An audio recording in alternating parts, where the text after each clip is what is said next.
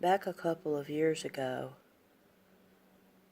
my mom told me when she was younger she had been working at a super boring job for a funeral home. It was kind of scary sometimes, she said, but thank goodness she worked in the office and only had to be involved with the funerals every now and then when they were real busy. Her job was to set up the flowers sent by friends and families of the deceased. She really didn't like it because she had to set them up all around the coffin while the dead person was inside, and she would be all by herself. One evening when she was working setting up the flower arrangements, someone brought in a beautiful spray of flowers that had the strongest, most beautiful smell. She'd never smelt that smell on a flower before. They were really large, so she said she put them right next to the coffin. Well, she said after that was the last thing she remembered until she woke up on the floor 4 hours later. She had been there alone, so nobody noticed that she wasn't around. When she woke up, she said she felt out of it, and even stranger, her shoes were gone off of her feet. She managed to find a co-worker, and the co-worker took it to the hospital and they did some blood tests on her. They told her she had drugs in her system. She said, "What kind of drugs?" They told her that these drugs hadn't been used by doctors or hospitals since the 1940s. She just didn't know what to tell them because she didn't take any drugs. Everyone was puzzled. They released her and let her go home. When she got home, she was feeling much better. She went to bed. She wore her co-worker's extra boots because she didn't have any and never could find hers. So she had to go to work back the next day for the funeral of the lady that she was setting up the flowers for that day. It was a really large funeral, she said, so they asked her to help out, although she didn't really want to after what happened last night.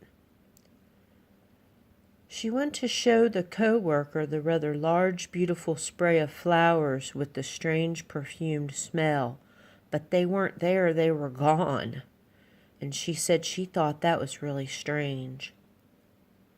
Although she thought they were the last thing she remembered smelling before she fainted, she started thinking about the smell of those flowers, and she started feeling kind of dizzy, and she remembered that before she passed out. Anyhow, she had to get to work, so she was helping people to their seats and passing out the programs. She said it was a really, really nice, huge funeral. Tons of people were saying their goodbyes to Miss Lily. That was her name. She must have been a really important and very loved lady. She was standing next to the coffin, and people would go up to say goodbye, and she said she heard a few strange conversations while she was standing up there. People were saying how they were so glad they got to see her one last time last night. And she said she was thinking to herself, last night? She was dead. Those people must be crazy. Anyhow, she tried to mind her own business, and after the funeral service, everyone was going to the cemetery. I was helping load the flowers up when her boss came by and opened the bottom of the coffin to put the silk blanket someone had asked him to put in there. When he opened it, she said she screamed like she had never screamed before, because when she looked in, Miss Lily was wearing her missing tennis shoes. She said she ran out of there and never looked back. Everybody from the funeral home was calling her, and she just said, "I quit." There was no logical explanation why Miss Lily should have on my tennis shoes. And they were my tennis shoes because they were bought in Florida. There's no way she could have had that exact pair of tennis shoes. And mine were missing. Hers were missing. First of all, she started thinking that the scent from the flowers caused her to pass out, and Miss Lily's ghost must have took her shoes to go visit the family one last time, like all those strange conversations that she heard up at the coffin. You see, the funeral home doesn't put shoes on the bodies because there's no room in the coffins. So my mom thought that she probably needed her shoes for her trip.